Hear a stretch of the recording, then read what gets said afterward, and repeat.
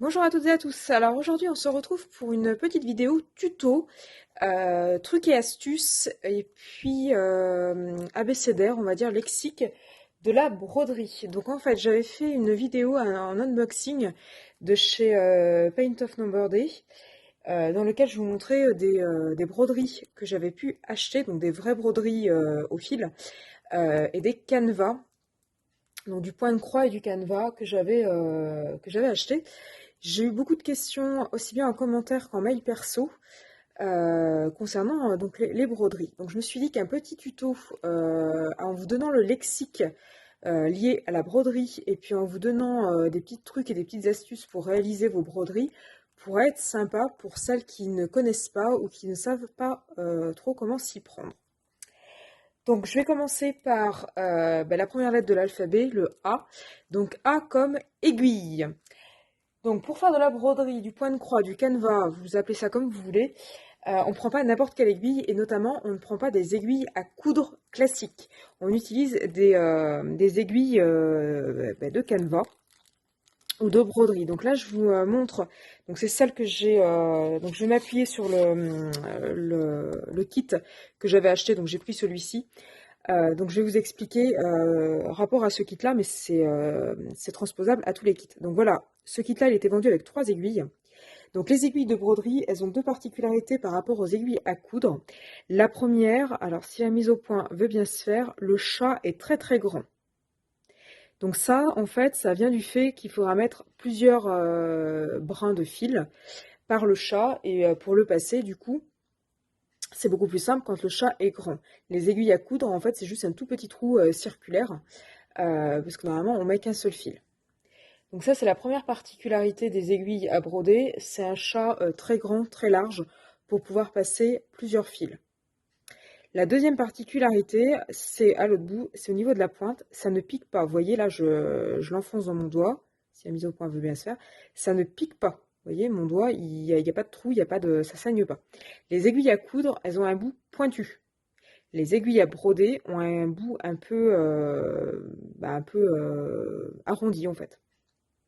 Donc la première chose à faire, premier conseil, c'est de ne pas utiliser d'aiguilles à coudre pour broder ou pour faire du canevas, mais utiliser des aiguilles spéciales. Donc vous pouvez en trouver notamment sur le site Paint of Number Day, mais vous pouvez aussi en trouver dans les kits déjà tout prêts, etc. Ensuite, B, comme broderie pour le coup. Donc la broderie, c'est quoi? C'est réaliser un motif à partir de fils. Alors du fil, pas n'importe lequel. On utilise plutôt du coton, ce qu'on appelle du coton mouliné, mais ça peut être d'autres fils un peu plus spéciaux. Pour avoir un joli rendu, une pièce un petit peu en volume, qui ressort un peu du tissu, et pouvoir broder soit des initiales, soit broder un petit motif. Ici, c'est la petite souris avec la petite fleur. Ça peut être de l'écriture, ça peut être plein de choses. Et ensuite, ça peut se décliner soit par exemple pour des housses de coussin ou des cadres. Ici par exemple, là, un cadre pour une chambre d'enfant, ça peut être l'idéal. Ensuite, c'est comme canevas. Alors quelle est la différence entre le canevas et la broderie? Le canevas, moi ce que j'appelle du canevas, c'est typiquement ceci. Vous avez votre toile qui est déjà imprimée, alors avec des couleurs, ça peut être des fausses couleurs, hein, c'est pas le problème, mais vous avez déjà votre motif. Et là, donc vous avez juste à broder en regardant votre motif et en regardant les instructions qui sont sur le côté. Pour moi, la broderie autre, ça va être soit du point compté, c'est-à-dire vous allez vraiment faire du point de croix, donc des points en X, mais que vous allez faire sur une toile blanche, c'est-à-dire vous avez une toile sans le motif, une toile de ce type-là. Soit après, vous avez des points spéciaux pour faire de la broderie, comme faisaient un peu nos grands-mères, ce genre de choses. Donc pour moi, le canevas, c'est ça, c'est vous avez votre toile, elle est déjà imprimée, c'est super pratique pour les enfants.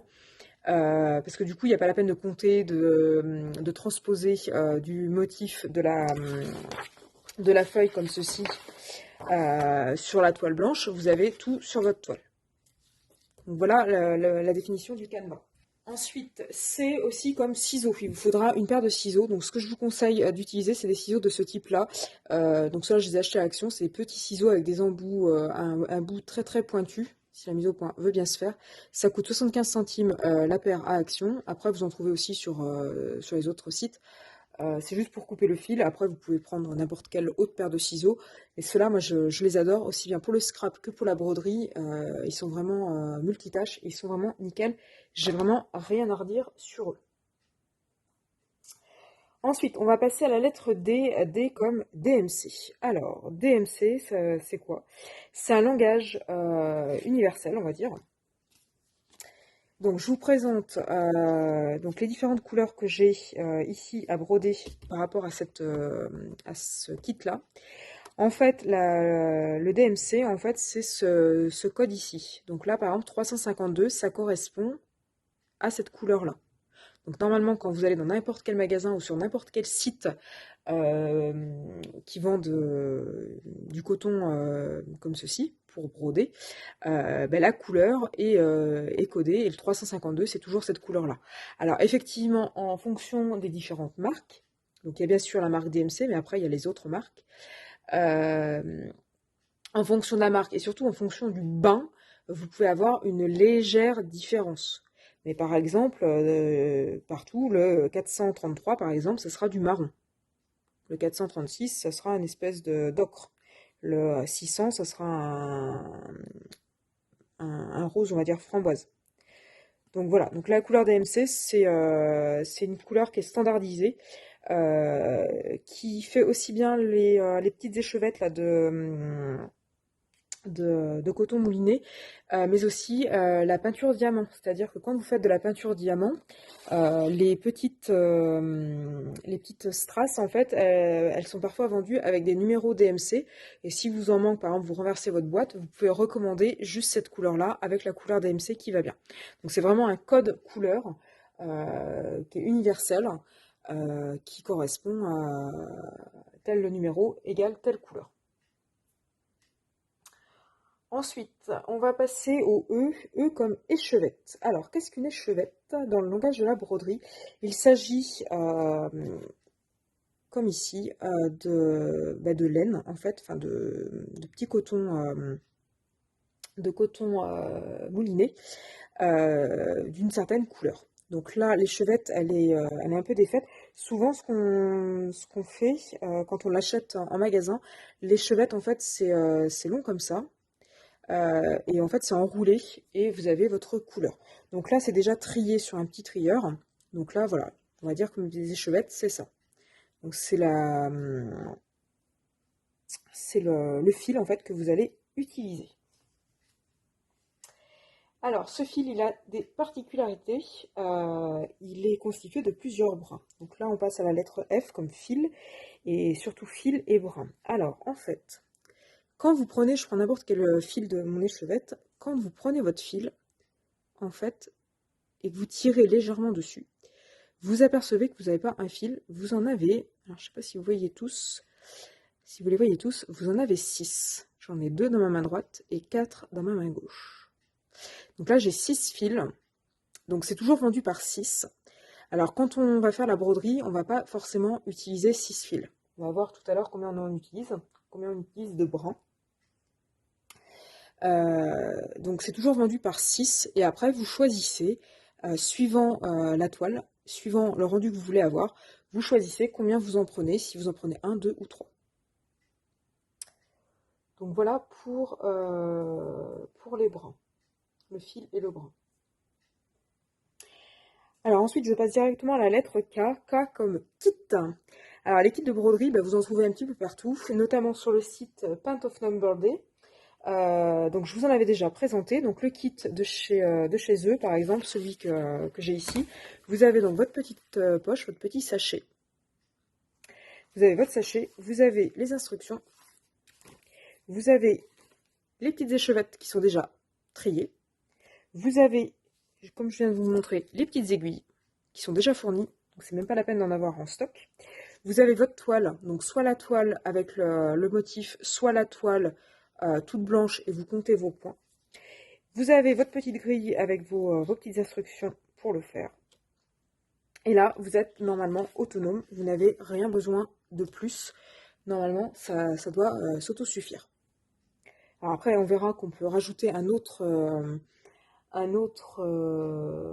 article, enfin un autre objet. J'en parlerai tout à l'heure. Mais normalement, avec le kit, vous vous souciez pas de est-ce que j'aurai assez de fil. Normalement, vous en avez assez. C'est prévu pour. Ça a été calculé pour. Donc vous avez toutes vos couleurs. Vous n'avez pas la peine de faire votre petite liste de courses en disant il me faut telle couleur, telle couleur, telle couleur. Vous avez le modèle, le motif avec la grille, le fil en quantité suffisante pour faire votre réalisation. Vous avez vos aiguilles, en gros vous avez votre kit et vous pouvez démarrer tout de suite. Ensuite, je vais passer au M. M comme motif. Alors motif ou grille. Alors c'est quoi? C'est typiquement ce que j'ai entre les mains. Donc en fait, il s'agit de papier quadrillé sur lequel vous avez des cases qui sont soit colorées et ou notées avec des chiffres et ou des lettres. Donc en fait, chaque case correspond à un point sur votre toile. Et vous savez, en fonction de la lettre et ou du chiffre, quelle couleur vous allez utiliser. Donc vous vous reportez ici et vous savez de quelle couleur vous devez être. Donc ici, en fait, ça vous donne toutes vos instructions. C'est un petit peu la notice de montage d'un meuble. Et bien là, c'est la notice de montage de votre canevas. Vous savez exactement à quel endroit vous devez faire quel point. Voilà. Donc, soit vous achetez en kit, et donc vous avez votre grille qui est vendue déjà avec. Après, si vous voulez faire des trucs un peu spécifiques qui ne se trouvent pas dans le commerce, vous prenez du papier quadrillé et puis vous pouvez faire vos propres motifs à la main. Vous pouvez aussi acheter des grilles avec les motifs sans forcément acheter la toile qui va avec. Ça peut aussi se faire. Donc voilà. Ensuite, on passe à la lettre P. P comme point compté. Alors, qu'est-ce que le point compté? Pour moi, le point compté, c'est un peu comme le canevas, sauf que là, vous partez d'une toile vierge, donc une toile toute blanche. Je vais le mettre à l'envers, comme ça, vous imaginez que c'est tout blanc. Et puis là, ben, vous vous dites, eh ben, à la 28e case, je dois avoir la couleur 0. Je le récupère ici. Alors, c'est pas un 0, c'est un O. Non, c'était bien 0, pardon. Donc là, vous récupérez le 0. Le 0, c'est le 605 de votre trieur. Et vous récupérez le 605 ici. Donc vous savez que au numéro 28, il faut telle couleur. Au numéro 29, il faut l'autre couleur. Au numéro 30, il faut telle autre couleur, etc. etc. Et vous venez compter vos points, d'où le nom point compté. Vous venez compter vos points pour réaliser votre œuvre. Donc ça demande un peu plus de réflexion qu'un canevas. Donc le canevas, c'est accessible vraiment aux gamins, je dirais vers 3 ans et demi, 4 ans. Attention quand même à pas trop se faire mal avec l'aiguille, il faut vraiment que ça soit sous surveillance des parents. Mais un gamin à partir de 3 ans et demi, 4 ans, en motricité fine, faire du canevas, ça se fait. Le point compté, c'est un peu plus compliqué parce qu'il faut vraiment transposer le motif que vous avez sur le papier sur la grille. C'est un peu plus compliqué à compter. Ensuite, P comme point. Alors, le point le plus simple, il s'agit du point de croix. Donc, je vais vous montrer comment on fait. Alors, pour cela, je vais utiliser... Je vais commencer par le bas. Je vais prendre le P ici. Donc, le P... Pardon, hop. Le P correspond donc au numéro 24 de mon échevette et au DMC 3841 ici. Donc je vais prendre mon échevette bleue. Donc je prends mon échevette bleue. Alors ça sert à rien de prendre toute la longueur du fil. Je ne sais pas pour combien j'en ai là, mais j'en ai au moins 70 cm facile. 58. J'en ai plus d'1 mètre. Donc je vais pas prendre 1 mètre d'aiguillé. Clairement, c'est juste pas possible. Donc je vais couper. Alors on me dit de prendre 2 brins. Alors ce que je vais faire, c'est tout bête. Je vais en prendre un et je vais le plier en 2. Comme ça, j'aurai bien 2 brins. Alors je ne sais pas si vous voyez. Donc, première étape, on dédouble. Alors ça, c'est la partie que je trouve pas super rigolote à faire. Donc, on dédouble le fil et on vient l'enfiler sur une aiguille. Donc là, je suis prête. Et donc, mon bleu, ici, ça correspond au bas de la petite souris, là, donc au sol. Donc, ça correspond aux points qui sont orange. Alors, en fait, comment je m'y prends pour démarrer ma couture? Je vais venir... Alors, je vais faire cette rangée-là, celle qui est juste l'avant-dernière. Donc, je vais venir piquer mon aiguille ici. Alors, normalement, en broderie, si vous voulez pas vous fatiguer, vous faites un nœud au bout de votre fil. Moi, c'est pas cette technique-là que j'utilise. Alors, en fait, je vais laisser dépasser un tout petit bout de fil. Voilà, je vais venir mettre mon doigt dessus. Et ensuite, je vais venir commencer ma rangée donc, complètement à gauche. Alors, pour faire des points de croix, je vais venir piquer. Ah, pardon, je suis hors champ de la caméra, je vois pas trop ce que je suis en train de faire. Donc, je viens piquer dans le point qui est complètement en bas à gauche. Donc voilà, et je viens repiquer dans le point qui est en haut à droite. Alors, je ne sais pas si vous voyez bien, je vais essayer d'allumer, je ne sais pas si ça va améliorer quelque chose ou pas. Donc là, j'ai une demi-croix, si vous voulez, qui vient d'être faite. J'ai juste une diagonale dans ce sens-là. Donc je vais continuer comme cela sur le point d'après. Je suis désolée, je vois pas ce que je fais en fait. Voilà. Je viens sur le point d'après. Et ensuite, je viens repiquer encore en haut à droite.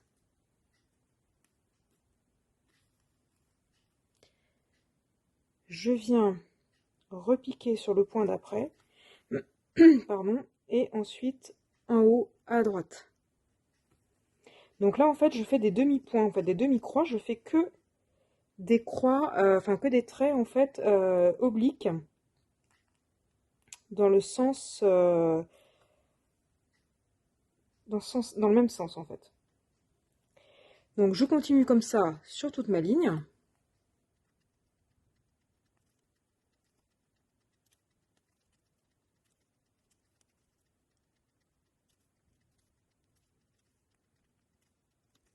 Donc voilà, donc là j'ai terminé toute ma ligne, si la mise au point veut bien se faire.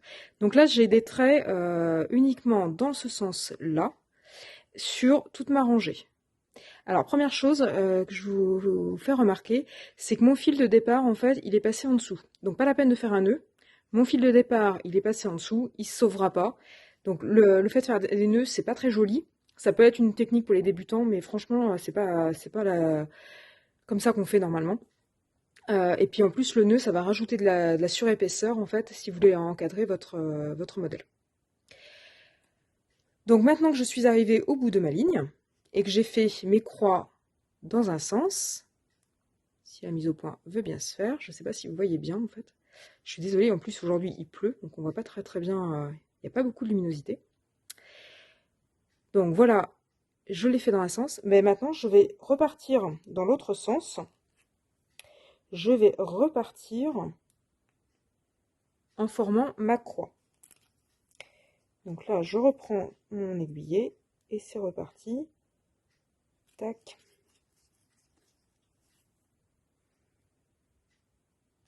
Alors, je suis à la base, je suis droitière.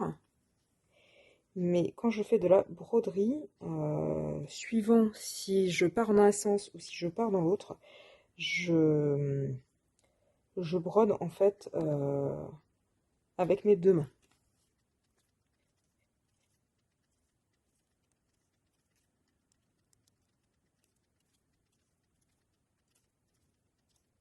Voilà, donc là j'ai terminé ma rangée. Donc vous voyez que mes points en fait correspondent à des croix. Au premier aller, j'ai fait les croix dans ce sens-là. Et au deuxième aller, j'ai fait dans ce sens-là. Au deuxième retour du coup. Donc voilà ce que ça donne. Et là j'ai fait toute ma rangée. Donc maintenant, pour finir le fil, c'est simple, vous repassez votre fil par en dessous. Donc là, je veux pas le faire parce que du coup, il en reste encore d'autres à finir. Mais admettons que j'aurais fini cette couleur-là. Vous passez votre fil par en dessous, vous coupez au bord. Là, vous pouvez éventuellement couper si vous avez un petit surplus de fil qui reste de tout à l'heure. Et là, le fil, il est pris, vous inquiétez pas, il va pas se sauver. Donc ça, c'est le point de croix classique où vous avez une croix vraiment à 4 branches. Alors, un autre point qui peut vous être utile pour faire de la broderie ou du canevas, c'est le point arrière. Alors, le point arrière, comment on le reconnaît? Sur le diagramme, en fait, ça correspond à tous les petits traits bleus là. Alors, je ne sais pas si c'est noté, voilà. Back stitch, donc c'est tous les petits traits bleus. Ça vous permet en fait de faire des pourtours, des contours. Donc, vous voyez par exemple sur le modèle, en fait, ça vous permet de faire tout le contour de votre fleur ou de votre souris. Alors, comment on fait? Alors, je vous le fais avec le même fil et la même aiguille là, que tout à l'heure. Donc, comment on fait? Donc, vous avez votre fil qui sort ici. Donc, en fait, vous allez venir piquer ici et ressortir ici. Comme cela. Et ensuite, vous revenez piquer ici et ressortir, je ne sais pas si vous voyez bien, comme cela.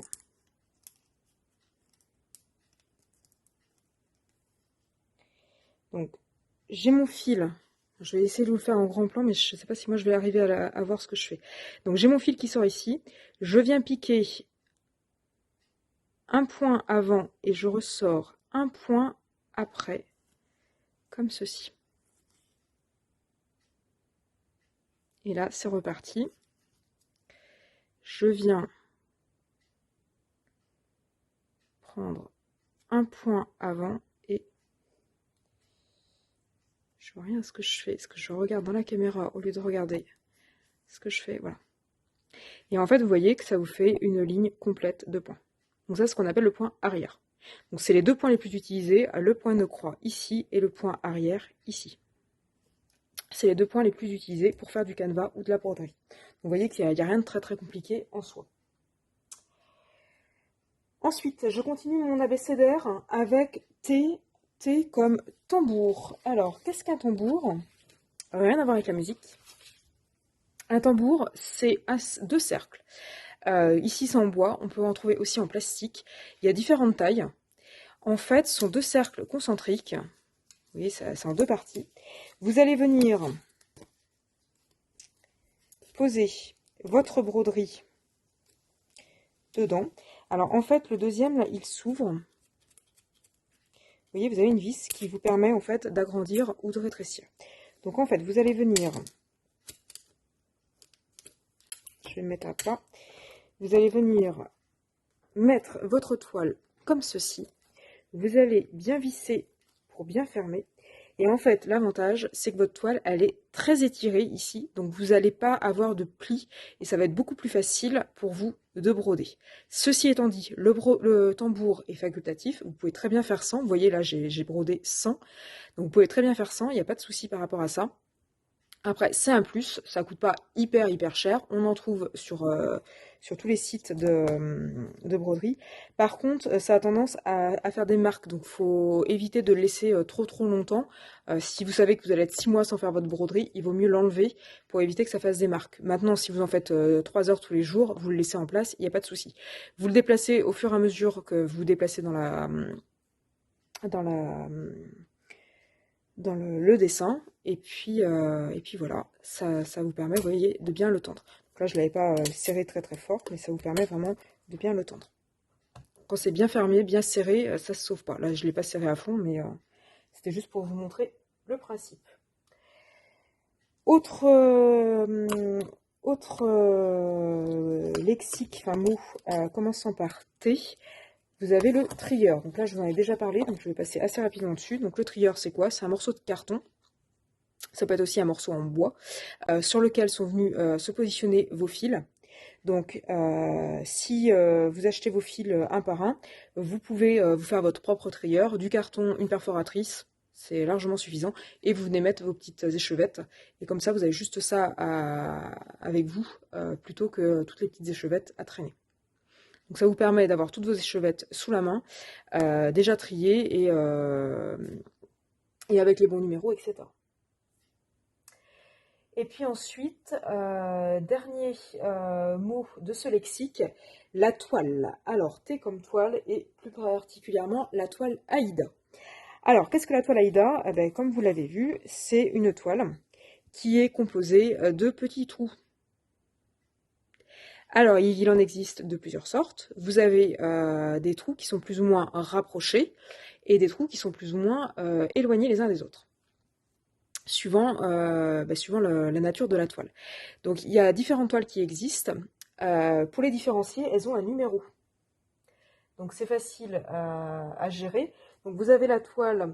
Alors, en français, en fait, en France, on utilise la toile Aïda et on compte en nombre de points par centimètre. C'est-à-dire, vous voyez bien les points, et sur 1 centimètre, combien vous avez de points. Donc, vous avez la toile Aïda en 4 points, en 4 points et demi, en 6 points, en 7 points. Vous pouvez en avoir d'autres. Celles que je viens de vous citer, ce sont les plus courantes. Et en fait, dans les pays anglophones, on raisonne pas en points par centimètre, on raisonne en points par pouce, parce qu'en fait, c'est leur unité de mesure. Donc c'est en inch. Donc on dit, par exemple, une toile 11 count. 11 count, ça correspond à 11 points enfin, 11 points par inch. Alors en fait, vous pouvez faire la conversion. Donc par exemple, une toile en 4 points par centimètre, une Aïda 4 points par centimètre, c'est du 11 count. Un 5,5 points par centimètre, c'est du 14 count. Un 6 points par centimètre, c'est du 16 count. Et un 7 points par centimètre, c'est du 18 count. Donc suivant le nombre de points par centimètre ou le count, en fait, vous avez des équivalences. Alors, plus vous aurez de points, plus vous allez avoir de points sur des centimètres ou sur des inches, vu que c'est proportionnel, plus vos points vont être forcément petits, donc vous aurez une broderie qui va être très fine, très jolie. Moins vous aurez de points, plus vos points vont être grossiers, donc plus vous aurez une toile qui sera pixelisée. Après, pour débuter, il vaut mieux avoir beaucoup moins de points, c'est beaucoup plus facile. Mais après, voilà, ça dépend ce que vous voulez faire, ce que vous voulez comme rendu. Et donc du coup, suivant le nombre de points, vous choisissez justement votre nombre de brins. Donc tout à l'heure, vous avez vu que j'avais pris 2 brins. En fait, ma toile, c'était du 14 count. Donc 14 count, c'est du 5 points, c'est de l'Aïda 5,5. Et de l'Aïda 5,5, il est recommandé de prendre 2 ou 3 brins. Là, en l'occurrence, c'est 2 brins.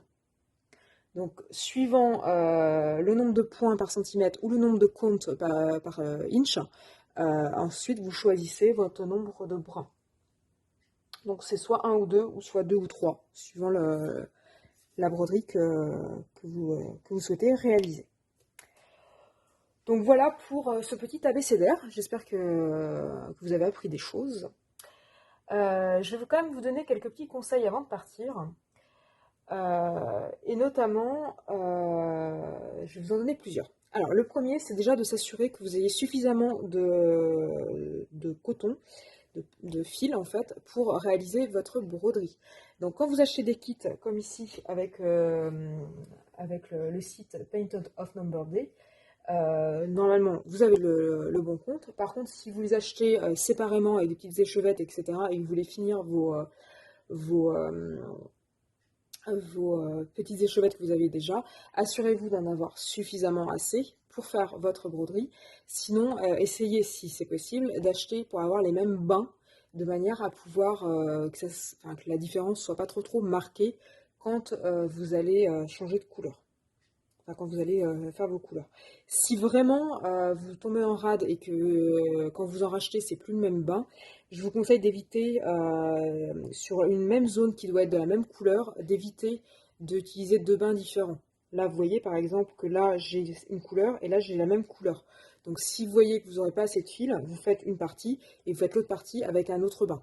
Évitez d'utiliser 2 bains différents sur des points consécutifs, ça risque de se voir. Deuxième conseil que je peux vous donner, quand vous avez... Alors là, je parle pas pour ici, parce que là, vous avez déjà le canevas, vous savez exactement où il faut vous placer. Mais quand vous travaillez sur du point compté et que vous n'avez pas comment dire, de repères pour fixer votre dessin, je vous conseille de commencer votre dessin par le milieu. Alors, ça peut paraître bizarre. L'idée, c'est que si vous commencez sur un bord, vous risquez de ne pas être centré. Et si vous voulez ensuite comment dire, le mettre sous verre ou dans un cadre, ça risque de ne pas être très très joli. Vous n'allez pas être centré, du coup votre toile risque d'être plus petite que votre cadre et ça va pas être top.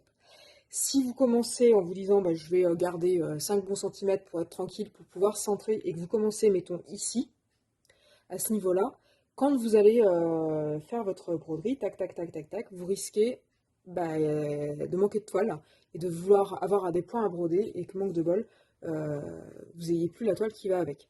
Donc là, ça sera problématique, vous n'avez plus qu'à tout refaire. Donc ce que je vous conseille de faire, c'est de commencer en plein milieu, déjà de prévoir suffisamment grand, et ensuite de commencer en plein milieu, comme ça vous êtes tranquille, vous êtes au milieu de votre feuille, de votre toile, et normalement tout doit bien se passer. Alors ensuite, un autre conseil pour avoir des points réguliers, euh, faites toujours le bas du point orienté dans la même direction. Donc vous avez vu tout à l'heure, je vous ai fait une démonstration, vous avez vu, je les ai fait tous dans la même direction. C'est-à-dire que si vous faites votre point comme ça, vous commencez toujours par en bas pour finir en haut. En bas, en haut, en bas, en haut. Et vous ne faites pas en bas, en haut comme ça, et ensuite en haut, en bas. Alors pourquoi je vous dis ça? Ça vous permet en fait d'avoir un aspect, des points vraiment d'aspect régulier. Donc c'est beaucoup plus joli quand vous faites comme ceci. Donc voilà, et puis dernier conseil, quand vous faites du point compté, n'hésitez pas à noter sur votre fiche où vous en êtes pour ne pas vous perdre. Alors un conseil, si vous avez des fiches comme ceci là, qui sont de bonne qualité, qui sont plastifiées, etc., et que vous voulez la réutiliser derrière, ce que vous faites une grossière photocopie, et puis vous gardez une trace de là où vous en êtes. Parce que quand vous allez reprendre quelques jours après ou quelques semaines après, savoir où on en est, c'est vraiment pas mal. Donc sur la photocopie, après, vous pouvez gribouiller, stabiloter, etc. Enfin, mettre vos repères. Donc voilà pour tous ces petits conseils. Donc là, j'ai fait une petite vidéo, enfin une vidéo d'une demi-heure quand même. Je peux pas vous raconter toute la vie de la broderie, du point de croix et tout ça. Donc là, c'était vraiment une petite vidéo explicative pour, on va dire, les débutants et puis quelques petits trucs et astuces pour celles qui peuvent être un peu plus, un peu, un peu moins débutants, on va dire. Donc si vous avez encore des questions, n'hésitez pas à me les mettre en commentaire si vous avez des questions sur d'autres petits objets qui pourraient être plus ou moins utiles, etc. N'hésitez pas à me les mettre en commentaire. Si vous avez des questions, des remarques, n'hésitez pas non plus à me les faire. Si la broderie vous intéresse, et notamment le kit là, que je vous ai présenté, ou les autres kits, hein, je vais vous remettre en barre d'infos le lien. N'oubliez pas aussi que vous avez, avec le site Paint of Normandy, vous avez un petit code promo si vous voulez acheter. Déjà, c'est pas très très cher de base, mais si vous voulez en plus avoir une petite réduction sur leurs produits, n'hésitez pas non plus à commander et à utiliser le code promo que je vous mettrai dans la barre de description. Voilà, je pense que j'ai tout dit par rapport à cette vidéo. Si de manière générale mes vidéos vous intéressent, n'hésitez pas à liker et à vous abonner à ma chaîne pour être tenu au courant des futures vidéos que je pourrai poster. Et puis ben, moi je vous dis à bientôt sur ma chaîne.